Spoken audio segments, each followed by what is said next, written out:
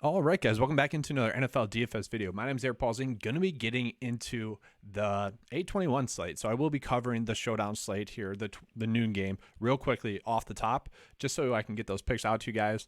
And then I will be getting into the two-game slate, which is loaded. I mean, all the best plays from week 2 basically are on this slate. Like, it's kind of frustrating because you're gonna make so many great builds for this slate, and it's a little bit annoying. But I will have it timestamped in the comment section below when I get into that 2-game slate. So if you're coming after the noon game slates has started or noon game has started, just go ahead and kind of scroll to that section. I will also have it timestamped in the comment section below as well, so you can just click on that if you want to. But let's get into that first showdown slate. So a little bit of the annoying part about the showdown slate here is that you probably should just play both defenses. With the rain going on at this game, and even shows it on DraftKings, is that both of the head coaches are very hesitant to play their starters. So for me, I do want to just play kind of both the defenses there in my captain spot, just kind of mixing and matching there. And that's really as simple as the slate is going to get broken down. So let's just put both the defenses in there. They should be able to at least hit value. I do expect this game to kind of just be a game in which both the coaches want to get out of there. They're going to be running the ball a lot. And on the Cleveland side of it, I actually like the running backs a lot more than I do the Eagles running backs, just because it's a little bit more fluent who the players are going to be. So I do expect to see a lot of Jerome Ford in this one. Jerome Ford was one of the top players that stood out film-wise last week. He really just dominated, caught a lot of passes, had 5 targets, 10 carries, and I just don't see that usage going away. He was basically perfect on every play on film as well, like just a stud. And he is someone where if you want to play him in the captain spot as well, maybe get unique with your build a little bit, you could. I think he's going to be someone that does play really well. I don't really expect to see Kareem Hunt, Nick Chubb, not much of De'Aaron Hurst-Johnson as well. Demetric Felton, the receiver/running back. You could play him if you want to. I don't really like it. I actually really like John Kelly in this one, who did have some receptions last week and had a decent amount of carries as well. Both those players combined for a lot of touches. It was like 22 total touches. So John Kelly and Jerome Ford make a lot of sense. Maybe Jerome Ford falls into the end zone this time. Both are solid plays. I like them a lot. And then getting into the Eagles side of it, well, just real quickly, I guess for the receivers for the Browns, like I don't mind David Bell. I could see him making a play. Anthony Schwartz, if he plays, he'd be fine. I don't know if we've gotten that news yet. He's someone that they like a lot in camp, and I kind of just don't expect him to play because I think he'll be a player for them this season. And then Javon wins. We know he's a good player, skill set wise, but he's not the smartest. If you get someone like that who just his raw talent's really good, I don't mind him, but I don't think we need to play him. I don't know if there's going to be that much passing yards there. At quarterback spot, yeah. Jacoby Brissett's going to sit. Watson's not playing. Joshua Dobbs does make sense. You could play him. And Josh Rosen. Both of them are probably going to play about a half. Obviously, Dobbs has a little bit more rushing upside. Both are kind of in that QB2 battle right now while Watson is out. So you could play those guys as well. I actually might end up on Dobbs. We'll see. At the Eagle spot, kind of a lesser version of what I like with the Browns. So just kind of looking at running back wise, I don't think we're going to see Miles Sanders. I think that's pretty much confirmed. Kenneth Gainwell, I don't know how much he's going to play in this one. He kind of does need to have a good game because apparently he hasn't been having a good camp. We'll see if Boston Scott plays in this one. I don't expect those players to play too much because, once again, the starters are not expected to play much, if at all. And those guys are going to be both contributors on this team this season, so why would they play a lot in this kind of sloppy game? That would mean Jason Huntley and Kenny Brooks both get a decent amount of work once again in this one. So I could see them being productive. I kind of like Jason Huntley a little bit more. He looked better on film. Just a solid player, but nothing to go crazy with. Those are kind of just lineup fillers in there. So if you want to put Jason Huntley in there in your flex spot, sure. Just to get a little bit more Eagles exposure, I could see that happening. At the quarterback spots, I don't think we're going to see Minshew that much. If we do, it's not going to be that much. That means Reed Sidnett, and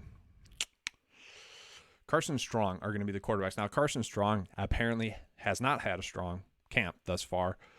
He kind of needs to prove himself, and I think the most guaranteed playing time is going to be Carson Strong playing in the second half. is he good? I don't know. But, like, could he score a touchdown? We've seen a lot of only okay quarterbacks score touchdowns this preseason in the second half when, non-NFL players are in the game. So that could happen. We'll see. At the receiver spot, it's kind of tough to figure out. I don't think we're going to see much of A.J. Brown, Devonta Smith, Quez Watkins, and maybe even Zach Pasquale, who really kind of looked sharp last week. If he does play a decent amount, Zach Pasquale could be a decent play. Still don't know that playing time. I think the safest route would be going like Devon Allen, the Olympian. He's getting some hype out of camp. I think they're going to use this game to get at least some looks at him. I'd be fine with him as a play. And then Britton Colvey, I don't know if they confirmed if he's going to play or not. He's someone that they do like. If he does play, he'd be fine. So you kind of get the gist of that slate. Let's switch over and get into the main slate, and this is a juicy one, if you will.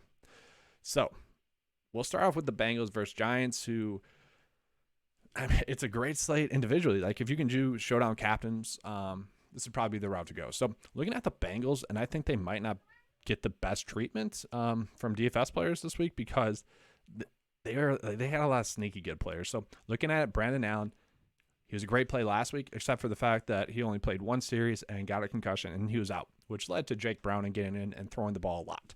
I don't think Jake Browning is going to play a lot because of that. Kind of threw off what their expectations would be for the preseason. So that would mean that we are going to get a lot of Brandon Allen. I think Brandon Allen is going to play a half of football.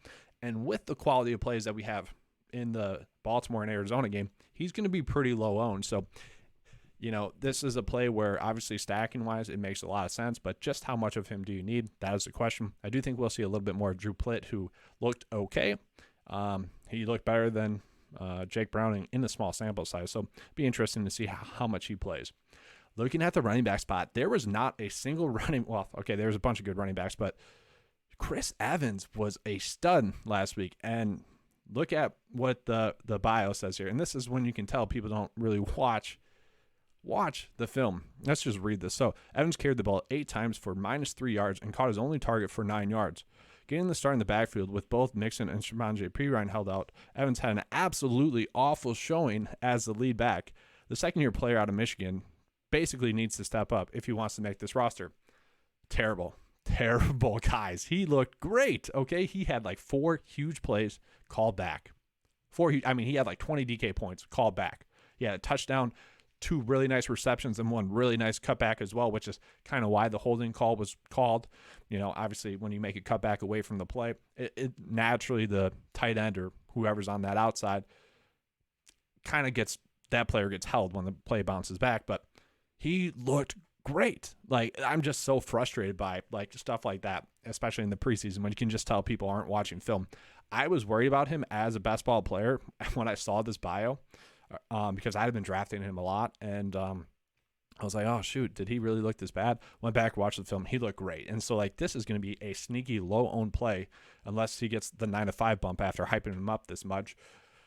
I'm excited for him. Like, he looked good in return game as well. That's something that they didn't really touch on. Like, I get so mad about stuff like this where you can tell people don't know what they're talking about. It's frustrating. I will say, Jaquiz Patrick, pretty good player as well. Good, solid runner.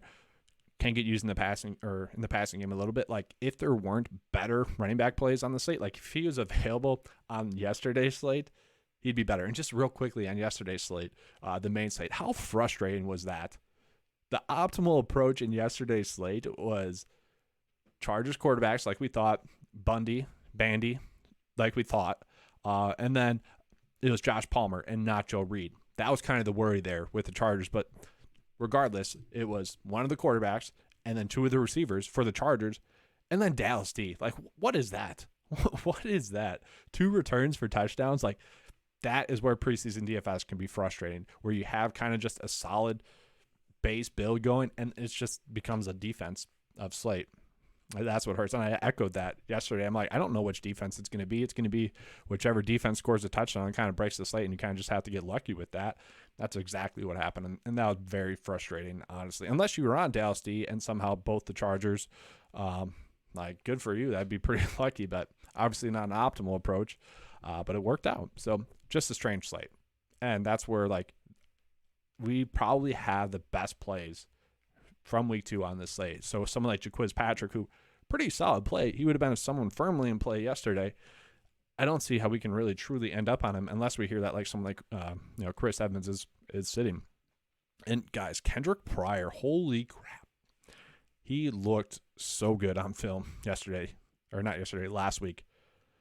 Basically all of his targets, except for the easy touchdown grab, which he burned the DB on, were contested catches. Like there's one throw where he's sandwiched in between the defenders and he kind of rips it away from the defender to break up an INT. Like Jake Browning was terrible. He threw him a bunch of terrible passes that could have been picked off by lesser talent receivers. And I was shocked. I'm a Wisconsin Badgers fan. I saw glimpses of this at Wisconsin, but not a whole night of this. Like this was insane. He was a man amongst boys out there. Like he really stood out.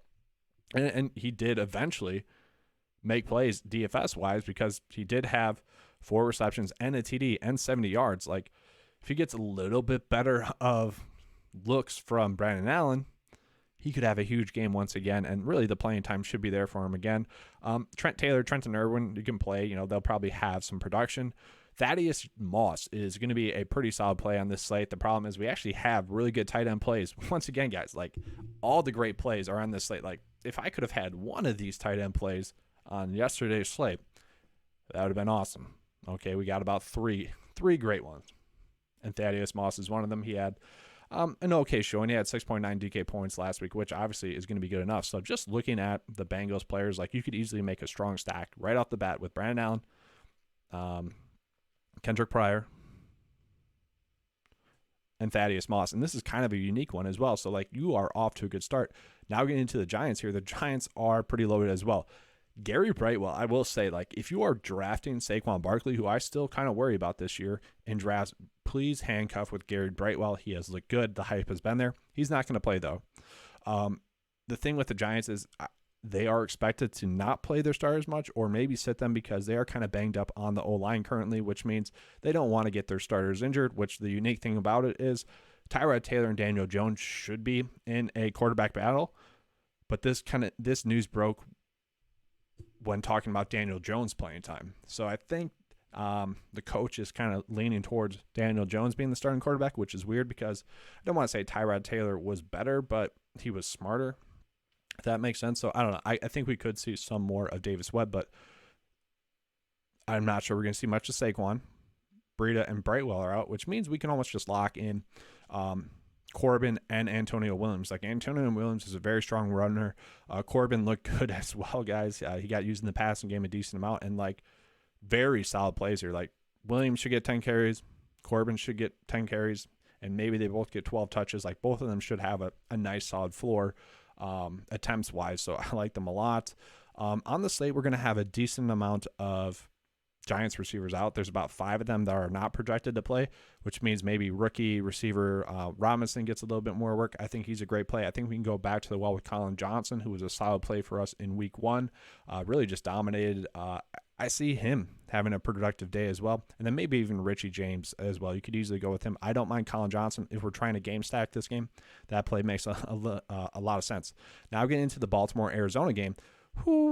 This is where like the Bengals' great plays kind of suck because, man, here we go. Ravens quarterbacks Lamar Jackson not expected to play, which means Tyler Huntley and Anthony Brown are going to be great after they cut Brett Hundley, which I'm telling you guys, the Seahawks need to give Brett Hundley a call. He looked pretty good last week. Probably just as good as Geno Smith will look this year. We'll see there, but might as well get a look at him. The thing that I like about the Ravens quarterbacks is they're all pretty much versions of Lamar Jackson. Tyler Huntley is basically a stud, but Anthony Brown looked great as well. Like trying to pick between these two, I think is the smart choice to do on this slate. Like maybe 35% Huntley, maybe 35% Anthony Brown, maybe 10% Brandon Allen. Like it's tough because they're all pretty good plays, but Tyler Huntley we know is going to run the ball a little bit. Probably going to be productive in the passing game, playing a full half of football. Like he just makes a lot of sense. I think he's a great quarterback play. So let's just put him in there for now. But also Anthony Brown, guys. Anthony Brown looked great last week as well. He was someone that would probably be lower owned than Huntley because he was less established, but he stood out on film. Honestly, if you took off, I think which one of them's number 2 And if I look at the cover, I would be able to see that. One of them's number 2. I think Huntley's 2 and Brown is 12. If you just took the one off of Brown's number, I would have thought they were the same players. So I would have thought Huntley was still in. So they both look good.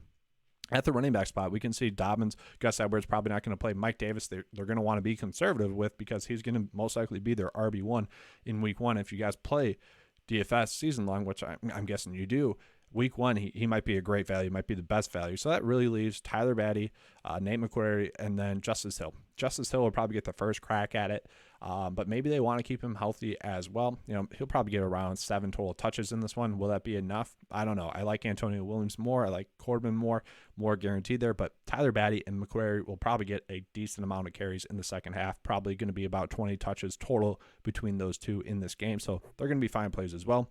Moving on into the receiver spot for the Baltimore Ravens, and kind of loaded as well. So Polk had very much the most quiet, productive game I think I've seen this preseason. Okay, he had 8 targets and 10 plus DK points. Like, did not stand out film wise, which maybe that's kind of a good thing. Just quietly get in there, just quick passes. He has 6 catches. Like, if you're playing Huntley at quarterback or Anthony Brown, you could easily play him. I think he's fine. I think those targets will be there for him again. But really, the player that stood out to me receiver-wise was Shamir Bridges. Only 5 targets, but four touches or 4 receptions, 62 yards, and a touchdown. Like, he did look good. He's someone that makes a lot of sense. But, like, honestly, like, any one of these guys could go off. I just think it's going to be one of those two that's the most productive. At tight end, we get two great plays. We got Likely here, Isaiah Likely, who really did stand out on film, had a decent amount of targets. Like, he's someone that you can easily play. 4 targets, 44 yards. You could easily play him. But also Josh Oliver, kind of just a good tight end play as well. He was productive in last preseason. He was also slightly productive last week, so someone I don't mind. And then probably just going to play the Baltimore Ravens defense, although, we'll see. We will see. The Bengals are saying their starters, which means the Giants may be playing some of their starters. Would make sense, but obviously we like a decent amount of the Bengals players, and that's where maybe we make 6 different different versions of our lineups here, switching in quarterbacks and whatnot. And then with that, we submit a few different versions with 3 different defenses of those builds. Maybe like 36 total lineups, which I know if you're doing 20 entry max, that's not going to do much for you, but you kind of mix and match the defensive plays. If I had to choose one, it would be the Ravens. So obviously they've been great in the preseason, especially with their defense.